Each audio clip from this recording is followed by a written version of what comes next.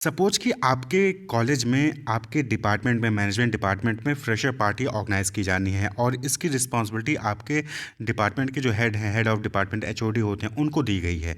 तो अब वो क्या जो भी फ्रेशर पार्टी को ऑर्गेनाइज करने में जो भी डिफरेंट टास्क परफॉर्म करने होते हैं, क्या वो डिफरेंट टास्क परफॉर्म कर पाएंगे? क्योंकि वो हेड ऑफ डिपार्टमेंट हैं, तो उनको फ्रेशर पार्टी भी ऑर्गेनाइज करनी है, साथ ही साथ उनको लेक्चर्स भी लेने होंगे और अदर जो एडमिनिस्ट्रेटिव काम है उसको भी कंडक्ट करना होगा। तो क्या ये सारे काम वो अकेले परफॉर्म कर सकते हैं? नहीं। तो इसके लिए क्या करेंगे कि जो फ्रेशर पार्टी ऑर्गेनाइज कराना है कि वो टास्क को क्या करेंगे, अलग अलग लोगों में असाइन कर देंगे। यानी कि रिफ्रेशमेंट का अरेंजमेंट जो है मिस्टर एक्स कर लेंगे, जो डेकोरेशन का अरेंजमेंट है वो मिस्टर वाई कर लेंगे। तो इस तरीके से क्या करते हैं, वो टास्क को जो है ट्रांसफ़र कर देते हैं किसी दूसरे पर्सन को। अब उनके अंडर जो काम कर रहे होंगे वो हेड ऑफ डिपार्टमेंट हैं, तो उस डिपार्टमेंट में जो अदर फैकल्टीज होंगे उनको जो है उन्होंने क्या किया, ट्रांसफ़र कर दिया कि जो मिस्टर एक्स सर हैं वो जो है डेकोरेशन का देख लेंगे, मिस्टर वाई सर हैं वो डांस का प्रोग्राम देख लेंगे, मिस्टर जेड सर हैं वो जो है कुछ और रिफ्रेशमेंट का अरेंजमेंट देख लेंगे। तो इस तरीके से जो हेड ऑफ डिपार्टमेंट होता है वो अलग अलग टास्क को अलग अलग फैकल्टीज़ में डिवाइड कर देता है और फिर फाइनली जो है वो एक अच्छे से फ्रेशर पार्टी जो है वहाँ पे ऑर्गेनाइज की जा सकती है। तो जब भी कोई मैनेजर या फिर सुपीरियर अपने सबऑर्डिनेट को कोई भी टास्क असाइन करता है, तो उस टास्क को परफॉर्म करने के लिए जो भी अथॉरिटी, जो भी पावर होता है, वो भी जो है डेलीगेट की जाता है, वो भी ट्रांसफ़र किया जाता है अपने सबऑर्डिनेट को सुपीरियर द्वारा। तो उसी को हम डेलीगेशन ऑफ अथॉरिटी कहते हैं। तो यही कहने का मतलब है कि कोई भी इंडिविजुअल हो वो सारे काम अकेले परफॉर्म नहीं कर सकता है, तो इसलिए वो क्या करता है, अपने टास्क को असाइन करता है किसी दूसरे पर्सन को। यानी कि जो सुपीरियर होता है वो अपने सबऑर्डिनेट को जो है वहाँ पे टास्क को असाइन करेगा। तो इसी को क्या कहते हैं, डेलीगेशन कहते हैं। Delegation refers to the downward transfer. Head of department की जिम्मेदारी थी कि फ्रेशर पार्टी को ऑर्गेनाइज कराएं, तो उन्होंने क्या किया कि जो हेड उस डिपार्टमेंट पे जो अदर फैकल्टीज़ थी, हेड एचओडी के नीचे जो अदर फैकल्टीज़ होते हैं, उनको जो है उन्होंने ट्रांसफ़र कर दिया कि आप रिफ्रेशमेंट का, आप डेकोरेशन का, आप जो है किसी दूसरे टास्क को परफॉर्म करेंगे। तो that is called down delegation. तो डेलीगेशन ऑफ अथॉरिटी का मतलब क्या हो गया, delegation of authority refers to the downward transfer of authority from a superior to a subordinate. तो जब एक सुपीरियर यानी कि एक हाई लेवल पे बैठा हुआ एम्प्लॉय अपने लोअर लेवल एम्प्लॉय को जो है टास्क को ट्रांसफ़र करता है, अथॉरिटी को ट्रांसफ़र करता है, रिस्पॉन्सिबिलिटी को ट्रांसफ़र करता है, तो उसी को हम डेलीगेशन ऑफ अथॉरिटी कहते हैं। डेलीगेशन यानी अंतरण, यानी कि ट्रांसफ़र ऑफ अथॉरिटी यानी अधिकार। तो जो फंक्शन को ऑर्गेनाइज करने का जो अधिकार एचओडी का था, अब वो अधिकार जो है उसमें हमने रिक्रिएशन के लिए किसी और को दे दिया, हमने जो है डेकोरेशन के लिए किसी और को दे दिया। तो that is called delegation of authority. Clear? तो डेलीगेशन क्या हो गया, डेलीगेशन एक ऐसा प्रोसेस हो गया जहाँ पर आप जो है टास्क को शेयर कर रहे हो। आप क्या कर रहे हो, यहाँ पे जो भी आपको टास्क था आपने उसको क्या किया, शेयर कर लिया अपने सबऑर्डिनेट्स के साथ। फिर सबऑर्डिनेट्स ने वो डिफरेंट डिफरेंट टास्क को परफॉर्म करके आपके टास्क को कंप्लीट कर लिया। तो अब जो है एचओडी जो है वो अपने अदर एडमिनिस्ट्रेटिव टास्क हो गए या टीचिंग टास्क हो गए उसको भी परफॉर्म कर लेगा, और साथ ही साथ वहाँ पर जो है उसका तीसरा जो टास्क था कि फ्रेशर पार्टी ऑर्गेनाइज करनी थी, वो भी जो है वो परफॉर्म हो जाती थी। क्या हो गया, ये प्रोसेस हो गया जहाँ पर आप टास्क को शेयर करते हैं। क्यों करते हैं, to lessen the burden of the manager. जो मैनेजर होता है उसके बर्डन को कम करने के लिए आप जो है डेलीगेशन ऑफ अथॉरिटी करते हैं। क्लियर? तो यहाँ पे क्या होता है कि यहाँ पे जो मैनेजर होते हैं, जो हायर लेवल अथॉरिटी पे होते हैं, उनके बर्डन को कम करने के लिए उनको ये पावर दी जाती है कि वो अपने टास्क को, अथॉरिटी को डेलीगेट कर सकते हैं अपने सबऑर्डिनेट को। यानी कि वो अपने पास, उनके पास जैसे 4-5 काम हैं, तो उसमें से उनके पास बर्डन हो गया तो एक काम को किसी अपने सबऑर्डिनेट को वो ट्रांसफ़र कर सकते हैं अथॉरिटी के साथ। तो that is called delegation of authority. तो डेलीगेशन ऑफ अथॉरिटी के अलग अलग डिफिनेशन दिए गए हैं। तो डेलीगेशन को डिफाइन किया है लुइस एलन ने। लुइस एलन ने क्या कहा कि delegation is the process a manager follows in dividing the work assigned to him so that he perform that part which only he can perform effectively and so that he can get others to help with what remains. तो delegation क्या हो गया, delegation एक ऐसा process हो गया जहां पर मैनेजर क्या करता है कि उसको जो भी टास्क असाइन किए गए हैं वो जो है डिवाइड कर देता है अपने सबऑर्डिनेट्स के बीच में, जिससे कि वो मैनेजर जिस काम को अच्छे से परफॉर्म कर सकता है उसको अच्छे से परफॉर्म कर ले और जो बाकी बचता है उसमें दूसरे की मदद ले ले। तो that is called delegation. Clear? Delegation यानी कि ट्रांसफर करना अपने टास्क को, अपने असाइनमेंट को। डेलीगेशन ऑफ अथॉरिटी इसी तरीके से थियो हैमन ने जो है डिफाइन किया। उन्होंने कहा कि delegation of authority merely means the granting of authority to subordinates to operate within prescribed limits. तो यहाँ पे क्या हो गया कि यहाँ पे डेलीगेशन ऑफ अथॉरिटी में जो मैनेजर होता है वो ग्रांट करता है, परमिशन देता है अथॉरिटी, किसको देता है, अथॉरिटी सबऑर्डिनेट्स को देता है, जिससे कि वो जो है कोई काम परफॉर्म कर सके।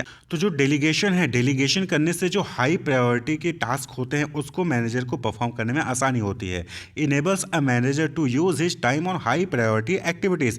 तो उससे जब आप डेलीगेट कर दोगे, आपके पास जो डिफरेंट डिफरेंट टास्क थे, जो भी असाइनमेंट्स थे, आपने उसको क्या किया, अपने सबऑर्डिनेट्स को डेलीगेट कर दिया, तो अब आपके पास टाइम बचेगा। तो जो हाई प्रायोरिटी के टास्क होंगे आप उनको परफॉर्म कर लोगे, जो बाकी टास्क थे उसको आपने डेलीगेट कर दिया, वो कोई और जो है आपका सबऑर्डिनेट परफॉर्म कर देगा। Clear?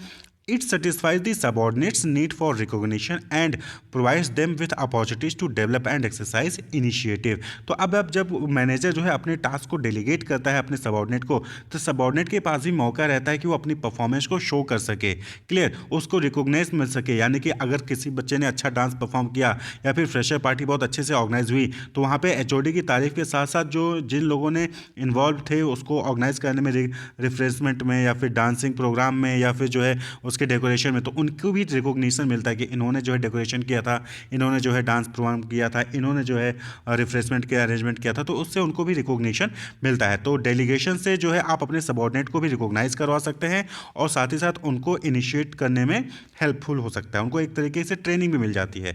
The manager shall still be accountable for the performance of the assigned task. लेकिन यहाँ पे आपको याद रखना है कि जब भी आप डेलीगेशन ऑफ अथॉरिटी होती है, तो जो मैनेजर डेलीगेट कर रहा है अपने टास्क को, अपने असाइनमेंट को अपने सबऑर्डिनेट को, तो इसका मतलब ये नहीं हुआ कि वो अब अकाउंटेबल नहीं होगा। अकाउंटेबल यानी कि जवाबदेही अभी भी एचओडी की ही होगी, यानी कि एचओडी का ही टास्क था, एचओडी का ही असाइनमेंट था कि उसको फ्रेशर पार्टी ऑर्गेनाइज करानी है।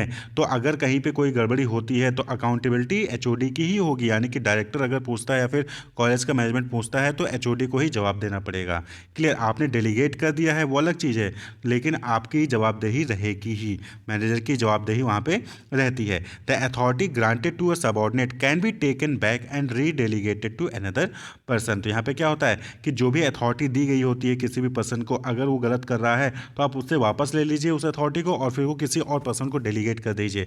जैसे कि आपने पुलिस केस में अक्सर देखा होगा कि जब भी कोई केस आता है तो वहाँ पर किसी इंस्पेक्टर को असाइन कर दिया जाता है वो केस, लेकिन अगर वो इंस्पेक्टर उस केस को सही से सॉल्व नहीं कर रहा होता है तो फिर वो केस किसी और को जो है ट्रांसफर कर दिया जाता है, किसी और को वो केस डेलीगेट कर दिया जाता है। तो डेलीगेशन ऑफ अथॉरिटी। क्लियर? अब यहाँ पे एलिमेंट्स ऑफ डेलीगेशन की बात कर लें तो डेलीगेशन में 3 इंपॉर्टेंट एलिमेंट होते हैं: अथॉरिटी, रिस्पॉन्सिबिलिटी एंड अकाउंटेबिलिटी। तो अथॉरिटी यानी कि अधिकार, यानी कि जो पावर होते हैं, यानी कि जब भी आप डेलीगेट करते हैं अपने टास्क को किसी थर्ड पर्सन को या अपने सबऑर्डिनेट को, तो वहाँ पे आप जो है अथॉरिटी को भी डेलीगेट करते हैं, यानी कि उसको पावर भी देते हैं। आपने उसको काम तो दे दिया लेकिन आपने उसको पावर नहीं दिया, तो फिर क्या वो काम कर पाएगा? नहीं कर पाएगा। तो अथॉरिटी का ट्रांसफर होना, डेलीगेशन होना जरूरी होता है। Authority refers to the right of an individual to command his subordinates and to take action within the scope of his position. तो अथॉरिटी का मतलब क्या हो गया? Right to give command to subordinates, अपने सबऑर्डिनेट्स को order देने का अधिकार ही अथॉरिटी कहलाता है। Authority also refers to the right to take decision inherent in a managerial position to tell people what to do and expect them to do it. तो authority क्या हो गया? Authority is the right to take decision. जैसे HOD है तो HOD के पास ये authority था कि वो किससे काम करवाए, किससे रिक्रिएशन का, किससे जो है डेकोरेशन का, किससे जो है डांसिंग का जो है काम करवाए, ये उसके पास अथॉरिटी है और वो ये डिसाइड करेगा कि कौन कौन सा काम करने वाला है। तो that is authority. Authority flows from top to bottom. तो अथॉरिटी कहाँ से फ्लो करती है?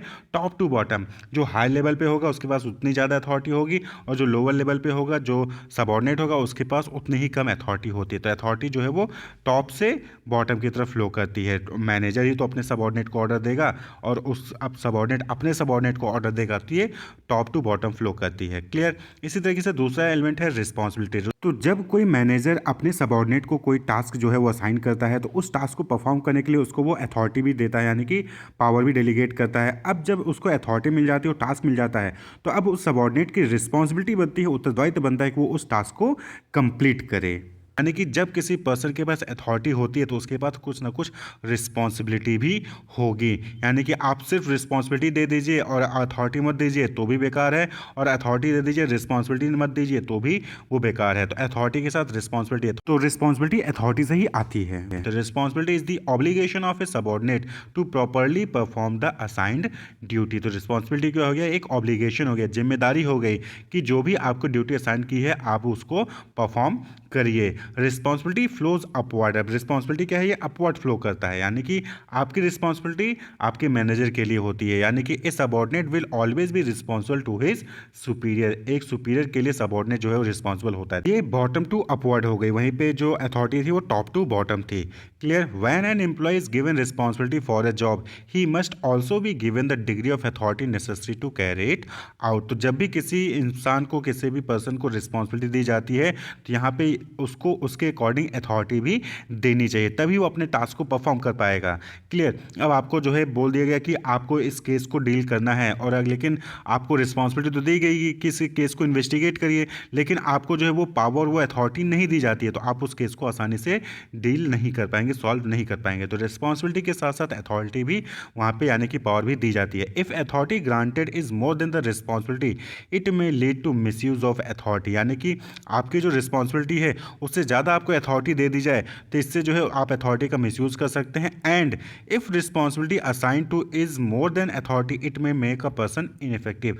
वहीं पे वाइस वर्सा है कि अगर आपको रिस्पॉन्सिबिलिटी ज़्यादा दे दी जाए, अथॉरिटी आपको कुछ न दी जाए, तो इससे फिर आप अपना टास्क भी परफॉर्म नहीं कर पाएंगे। तो इसलिए जो है यहाँ पे अथॉरिटी रिस्पॉन्सिबिलिटी इक्विवेलेंट होनी चाहिए, यानी कि बराबर में होनी चाहिए। जिस तरीके की रिस्पॉन्सिबिलिटी है उसके अकॉर्डिंग आपको अथॉरिटी दी जानी चाहिए, और जिस तरीके की अथॉरिटी आपने दी है उस तरीके की रिस्पॉन्सिबिलिटी आपको देनी चाहिए। ना ही अथॉरिटी ज़्यादा होनी चाहिए, ना ही रिस्पॉन्सिबिलिटी ज़्यादा होना चाहिए, दोनों ही बैलेंस रखना है। नेक्स्ट एलिमेंट ऑफ डेलीगेशन है दैट इज़ अकाउंटेबिलिटी, यानी कि जवाबदेही। तो यहाँ पे जब आप किसी को टास्क असाइन करते हो, आप जो है उसको डेलीगेट करते हो, अथॉरिटी और रिस्पॉन्सिबिलिटी देते हो, तो अब उसकी अकाउंटेबिलिटी, यानी कि अब उसकी जवाबदेही भी उस टास्क के लिए बनेगी। आपने जिसको भी डेकोरेशन की रिस्पॉन्सिबिलिटी दी होगी उसकी जिम्मेदारी बनेगी कि वो डेकोरेशन का काम कंप्लीट करे, और अगर वो जो है काम नहीं कंप्लीट करता है तो उसकी जिम्मेदारी बनेगी, उसकी जवाबदेही बनेगी, वो रिस्पॉन्सिबल होगा। Accountability implies being answerable for the final outcome. Final outcome क्या आया है उसकी जवाबदेही ही अकाउंटेबिलिटी कहलाता है। Once authority has been delegated and responsibility accepted one can not deny accountability, यानी कि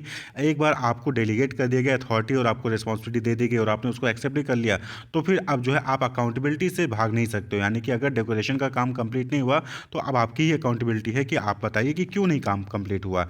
it can not be delegated and flows upward. यहाँ पे ध्यान रखने वाली बात यह है कि अकाउंटेबिलिटी को आप डेलीगेट नहीं कर सकते हो, लेकिन ये अपवर्ड फ्लो करता है। अपवर्ड फ्लो करता है यानी कि सबऑर्डिनेट से सुपीरियर की तरफ जो है ये फ्लो करता है। A subordinate will be accountable to a superior for satisfactory performance of work. तो एक सबऑर्डिनेट हमेशा अकाउंटेबल होगा अपने सुपीरियर को कि वो अपने काम को अच्छे से परफॉर्म कर रहा है कि नहीं कर रहा है। तो अकाउंटेबिलिटी भाई, आपके मैनेजर ने आपको जो है कोई टास्क असाइन किया है, उसके लिए उसने अथॉरिटी भी आपको डेलीगेट की, रिस्पॉन्सिबिलिटी भी आपकी हो गई, तो अब आप उसके लिए अकाउंटेबल भी होंगे। आप ही की जवाबदेही होगी कि वो काम कंप्लीट हुआ तो अच्छे से हुआ कि नहीं हुआ, और अगर नहीं हुआ तो क्यों नहीं हुआ, वो सारी जवाबदेही उस सबऑर्डिनेट की होगी। तो subordinate is accountable for superior. तो यही 3 एलिमेंट होते हैं डेलीगेशन के, that is authority, responsibility and accountability. Authority जब आप किसी को देते हैं तो उसके साथ साथ आप उसको रिस्पॉन्सिबिलिटी भी देंगे, और अथॉरिटी रिस्पॉन्सिबिलिटी एक्सेप्ट कर ली तो वहाँ पे उसकी अकाउंटेबिलिटी भी बनती है।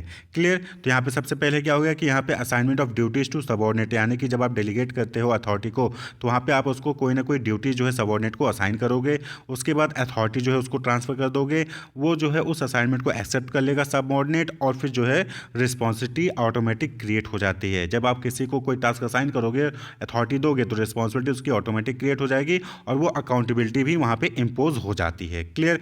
तो अगर हम कंक्लूड करें तो यहाँ पे क्या हो गया कि responsibility is derived from authority and accountability is derived from the responsibility. तो अगर आपने किसी को अथॉरिटी डेलीगेट की है तो वहाँ पे उसको रिस्पॉन्सिबिलिटी भी बनती है, और जब उसकी रिस्पॉन्सिबिलिटी बनती है तो कहीं ना कहीं उसकी अकाउंटेबिलिटी भी वहाँ पे बनेगी। That is delegation of authority. Wish you all the best, keep watching.